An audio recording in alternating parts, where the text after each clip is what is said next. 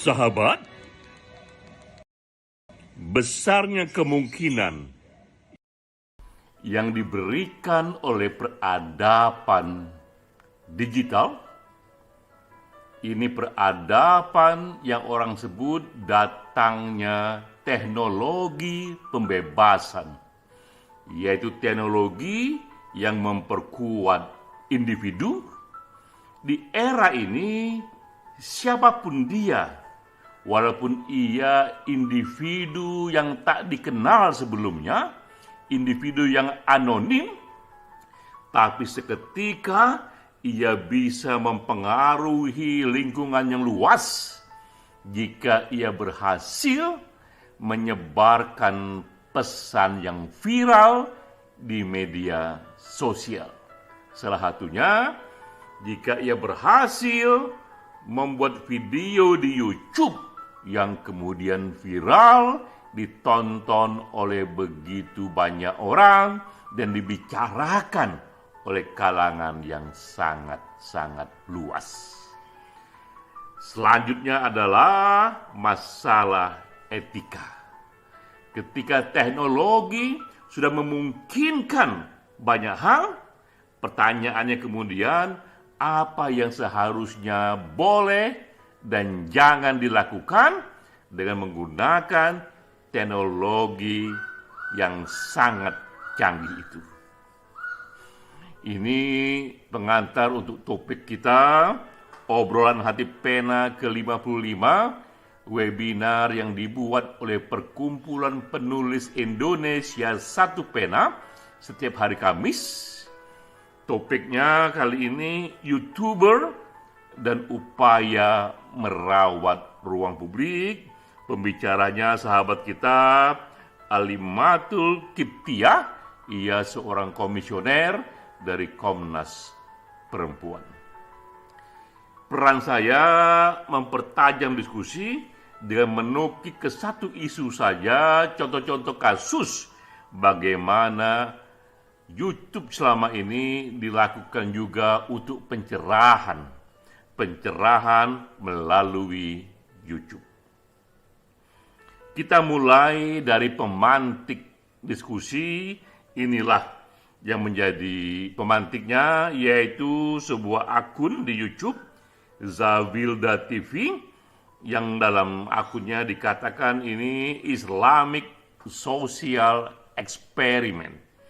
Dan kemudian ia menjadi berita karena dalam konten yang dimaksudkan untuk berdakwah agar orang-orang menggunakan hijab, menggunakan jilbab, itu mulai banyak kritik bahwa ternyata videonya tidaklah video yang sifatnya original, tapi sebagian sudah disetting. Ini menjadi berita, misalnya ada korban, bahkan korban disebut di sini, bukan individu tapi korban disebutnya, dipaksa lepas hijab. Ia tadinya pakai hijab tapi dipaksa lepas hijab dalam rangka sebuah konten dan diminta pura-pura merokok, lalu di ujungnya kemudian kembali ia seolah-olah sadar dan menggunakan hijab kembali. Juga di sini dikatakan kembali adalah korban Zawilda TV, bukan individu yang menjadi pemain di video itu, tapi disebutnya korban karena individu ini atau korban ini tak nyaman dirinya dipotret dalam video itu, dan ia minta video itu di take down, dibuang dari akun TV itu, tapi ditolak karena dianggap viewersnya sudah banyak. Jadi kontroversi seperti ini terhadap teknologi yang begitu powerful segera menjadi berita. Membaca semua itu, merenungkan semua itu, kita pun masuk ke dalam hal yang lebih dalam, yang lebih besar lagi. Dengan teknologi pembebasan sekuat YouTube ini misalnya, apa yang sebaiknya dilakukan dan apa yang jangan. Apa the do and the don'ts dari media sosial itu. Maka saya mulai dulu dengan kekuatan YouTube Ini statistik dari YouTube bahwa sekarang ini ada 2,6 miliar manusia yang menonton YouTube setidaknya sekali sebulan. Jadi para sahabat sekalian, tak pernah ada satu medium yang sepowerful YouTube dalam sejarah, di mana 35% populasi dunia minimal satu kali dalam satu bulan menonton YouTube. Begitu luas cakupan YouTube ini. Dan kita lihat sekarang ini, bahkan dalam 1 jam per hari itu ada 1 miliar jam per hari. Ini dalam satu hari 24 jam perputaran YouTube itu, total video yang ditonton itu jumlahnya adalah 1 miliar jam. Jika satu hari ada 24 jam, ini ada 1 miliar jam video yang diputar, yang merupakan akumulasi dari aneka video yang diputar. Begitu banyak video yang diputar dalam waktu satu hari. Dan juga di sini kita melihat betapa YouTube juga terus diupdate. Ini dalam setiap menit, 1 menit YouTube itu sekarang ini diupload 500 jam video baru. Ini pun juga satu hal yang dahsyat sekali. Jika katakanlah masing-masing video itu ada 5 menit, berarti ini 500 dikali 12 sama dengan 6.000 video baru setiap menit. Bisa kita bayangkan bagaimana besarnya updating dari YouTube ini, karena dalam waktu 1 menit ada sekitar 6.000 video baru. Dan kehebatan YouTube pun bisa kita lihat di sini bahwa iklan yang berputar di YouTube di tahun 2021 itu sebanyak 28,84 billion US dollar atau sama dengan 400 triliun rupiah. Pun per hari ini tak ada TV manapun yang bisa menyaingi hebatnya iklan yang berputar di YouTube. Dan juga per hari ini, bahkan satu individu yang tak dikenal pun awalnya, melalui YouTube, jika ia bisa membuat videonya ditonton, ia bisa menghasilkan, ini yang terbesar di tahun 2001 adalah MrBeast. Penghasilannya dari YouTube saja 700 miliar rupiah per tahun. Jadi ini sama kira-kira sekitar 60 miliar per bulan. Luar biasa. Hanya menjadi viral di YouTube seperti MrBeast ini, yang dia banyak sekali memutar video-video mengenai stuntman. Ditonton banyak sekali dan ia mendapatkan 700 miliar rupiah per tahun.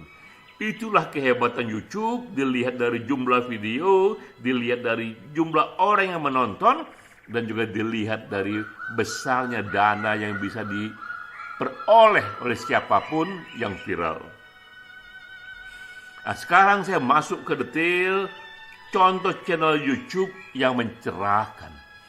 Bahwa dengan power sehebat YouTube ini, kita bisa mendayagunakannya untuk isu-isu yang mencerahkan. Apa itu definisi mencerahkan? Itu adalah perpaduan antara edukasi dan hiburan. Edukasi saja sudah cukup dia untuk menjadi satu program yang mencerahkan, tapi di YouTube di era sekarang ini, apalagi di generasi milenial, edukasi itu pun harus dikemas secara menghibur. Nah, sekarang saya ingin memberi contoh 3 channel yang besar pengaruhnya, banyak ditonton, yang sifatnya mencerahkan, gabungan edukasi dan hiburan. Pertama adalah channel Crash Course. Ini channel pendidikan di mana subscribernya berjumlah 13,8 juta orang. Sebanyak itu orang yang menonton dari Crash Course. Tak pernah ada di Indonesia, misalnya satu koran, satu majalah yang ditonton sebanyak ini 13,8 juta, dan ia sudah mengkoleksi, mempublikasi 1,4 ribu video, 1.400 video. Bisa lihat di sini. Apa kehebatan dari channel ini? Dia dibuat dengan kemasan yang menghibur, tapi isinya adalah ilmu pengetahuan. Durasi dari videonya sekitar 6-15 menit, bahkan kadang-kadang juga ada yang 2-4 menit. Inilah medium baru, tak perlu panjang-panjang untuk viral. Dan akun ini sudah dibuat sejak Desember 2011. Nah, ini contohnya ilmu yang bisa kita peroleh dari akun ini, akun Crash Course ini. Contohnya adalah soal sejarah dunia yang ada 43 video. Saya sendiri sangat gemar menontonnya. Salah satunya dalam tayangan ini, dalam akun ini kita bisa mendapatkan pengetahuan dan informasi mengenai peradaban kuno. Di sini contohnya misalnya ada peradaban Mesopotamia, peradaban the Ancient Egypt, Mesir di zaman dulu, dan juga the Persians dan Greek, peradaban Yunani dan Persia di zaman dulu, zaman sebelum datangnya abad Masehi. Kedua yang juga mencerahkan di sini adalah akun yang disebut TED Talks. Ini kumpulan video-video semacam speech, pidato, yang subscribernya sudah berjumlah 21,8 juta orang. Sebanyak itu orang yang mensubscribe channel ini, dan sudah ada pula di sini 4.000 video. TED Talk dimulai di tahun 2006, dan di tahun 2020 jumlah video yang bisa ditonton secara free, gratis sebanyak 3.500. Karena memang tidak semua video itu gratis, ada juga yang berbayar. Tapi TED Talk sudah menyediakan untuk yang gratis, mencerahkan kita sebanyak 3.500 video. Dan inilah contoh tokoh-tokoh yang berbicara dalam video TED Talks itu. Ada Bill Clinton di sini, ada Elon Musk, ada Stephen Hawking, ada Al Gore, ada Richard Dawkins, Bill Gates, Larry Page. Begitu banyak tokoh-tokoh dunia menyampaikan ilmunya, pengalamannya, pengetahuannya, prediksinya melalui channel TED Talks. Nah, ini contoh satu video yang saya juga tonton, yang luar biasa efeknya, pencerahannya.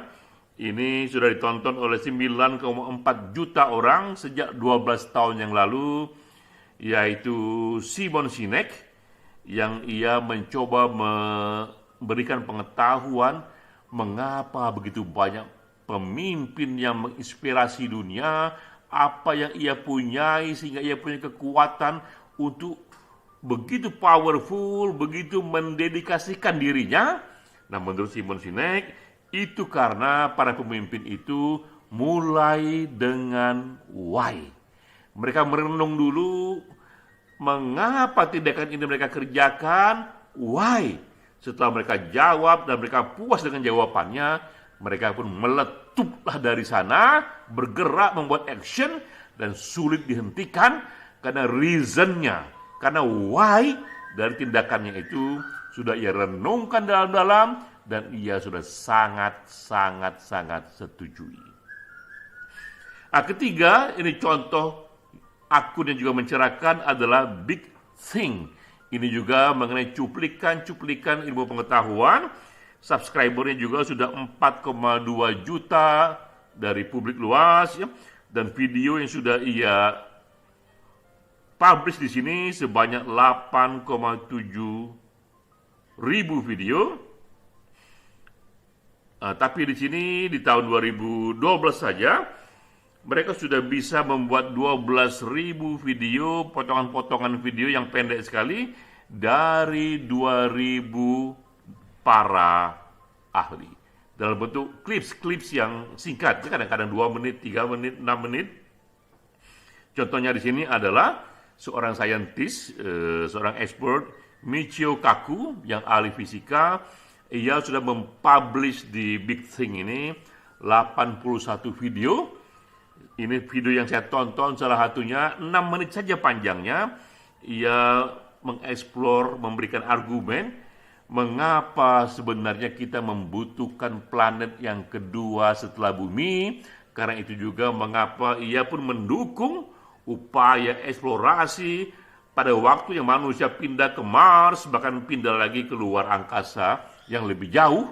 Karena menurut Michio Kaku, pada waktunya energi di bumi ini akan habis, sementara manusia terus tumbuh, Homo sapiens terus berkembang, dan pada waktunya meninggalkan peradaban dengan energi bumi dan menuju peradaban dengan energi alam raya. Dan disitulah kemudian pada waktunya bumi pun tak lagi menjadi satu-satunya tempat manusia tinggal.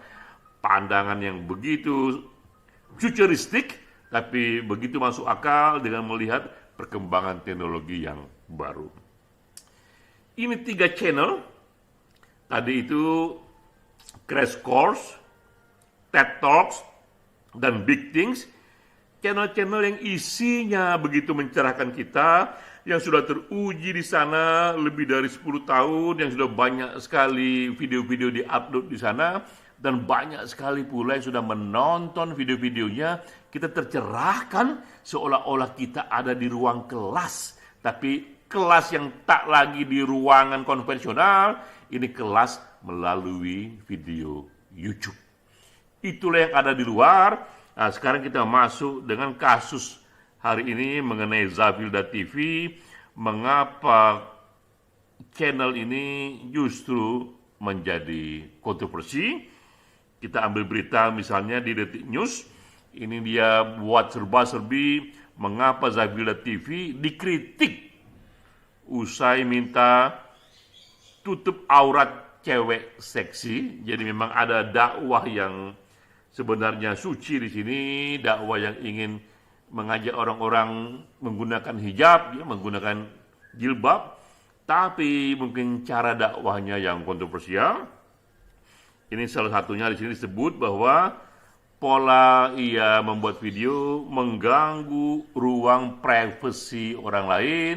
Di era ini, di era begitu besarnya informasi itu melimpah dan banjir, privasi individu, pilihan-pilihan lifestyle individu menjadi sangat-sangat penting.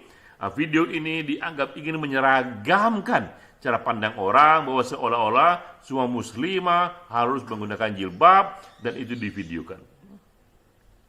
Juga dikatakan di sini bahwa yang juga kontroversial di sini karena ketika mendakwakan menutup aurat terasa juga ada tindakan pemaksaan mungkin dari cara gaya ia membuat video sehingga ia menjadi kontroversial. Belum lagi jika kita tahu bahwa gagasan seorang muslimah menggunakan hijab atau tidak itu adalah masalah tafsir belaka. Ini contohnya, ini berita di tahun 2022, 28 Juni, bahkan di Arab Saudi. Sekali lagi, Arab Saudi itu adalah pusat negara Islam. Nabi Muhammad pun membawa agama Islam pun juga lahir di sana. Mekah juga ada di sana. Bahkan di pusat negara Islam pun mereka mencabut aturan wajib hijab sehingga menjadi tren baru di sana. Para gadis-gadis muda tak menggunakan hijab dan mereka melakukan yang disebut potongan rambut boy yang pendek saja rambutnya agar begitu praktis dan mereka pun tampil di ruang-ruang publik tanpa jilbab. Nah, ini beritanya bahwa wanita Arab Saudi tak lagi diharuskan mengenakan hijab sesuai dengan reformasi sosial yang didorong bahkan oleh putra mahkotanya sendiri, Muhammad bin Salman, penguasa de facto Arab Saudi. Dan jika kita lacak di Google, keputusan mengatakan hijab ini bukan wajib pun didukung oleh beberapa ulama besar di Arab Saudi. Dan contoh-contohnya ini gambarnya seorang wanita santai saja, rambutnya itu terbuka, tanpa hijab, sementara di sampingnya ada para wanita lain yang menggunakan hijab. Inilah pemandangan di Arab Saudi belakangan ini, bahwa hijab tak lagi menjadi wajib di sana. Itu pilihan saja. Mengapa pula wanita harus diseragamkan, ketika bahkan di Arab Saudi pun orang dibebaskan menggunakan hijab ataupun tidak. Ini juga contoh yang lain, seorang wanita santai saja menggunakan jeans di Arab Saudi sana, dan juga tak menggunakan hijab. Di sampingnya ada, kita melihat postur-postur lelaki dengan pakaian gamis khas di Arab Saudi sana. Jadi soal agama ini adalah masalah interpretasi. Ketika hijab dipaksakan digunakan dalam video ini, pun kita pun teringat bahwa bahkan di pusat negara Islam pun perempuan pun tak lagi diwajibkan menggunakan hijab. Nah, disitulah titik dari kontroversi akun YouTube tadi, akun YouTube dari, kita lihat di sini, Zavilda TV, sangatlah berbeda dengan akun-akun yang kita kutip di awal tadi, TED Talks, Crash Course, ataupun juga Big Thing. Itu murni ilmu pengetahuan yang mencerahkan. Kalau yang tadi ini adalah dia memilih satu bentuk kampanye mengenai tafsir agama soal hijab. Dan kita tahu tafsir agama itu sangat multi interpretasi. Nah, kita kembali kepada topik awal, bagaimana pentingnya pencerahan lewat YouTube. Tapi itu hanya bisa digunakan dengan 3 unsur tadi. Bahwa YouTube adalah teknologi yang powerful, tapi gunakanlah dengan 3 pola ini jika kita ingin akunnya mencerahkan. Pertama, respect pada hak asasi manusia. Biarkan manusia itu, individu itu memilih lifestyle-nya sendiri sejauh ia tidak mengerjakan kriminal. Tidak memakai hijab itu bukanlah kriminal untuk hukum Indonesia. Bahkan itu pun juga pilihan-pilihan yang boleh ataupun bebas untuk dipilih. Kedua juga, agar pencerahannya itu tersebar, harus ada juga unsur edukasi di sana, unsur informasi yang membuat kita memahami kompleksitas realitas. Namun karena ia di YouTube, di era digital, ia pun harus menghibur. Sahabat sekalian, kita sudah sampai di era yang orang sebut teknologi pembebasan, teknologi yang memperkuat individu. Gunakanlah, berdayakanlah teknologi ini, tapi dengan memperhatikan dan respect kepada hak asasi manusia. Salam.